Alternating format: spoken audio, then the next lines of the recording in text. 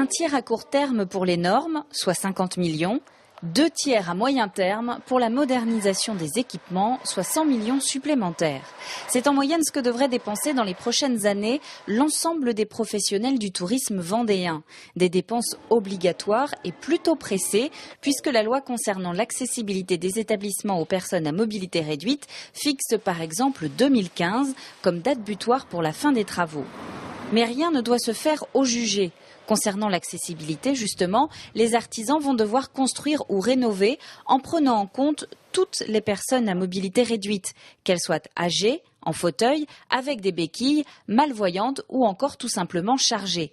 On a pensé qu'il serait intéressant de sensibiliser les artisans, les architectes et les maîtres d'œuvre aux spécificités de ces entreprises pour qu'ils soient les plus à même de les conseiller. Si l'accessibilité n'est pas faite correctement, eh bien après l'entreprise va avoir des soucis pour pouvoir rentrer dans les normes. Conséquence, il faudra évidemment penser à l'installation d'une rampe d'accès, mais aussi à des revêtements au sol différents en fonction des espaces. À l'intérieur, des tables, distributeurs ou lave-mains abaissés, des pictogrammes en gros caractères ou encore des portes élargies.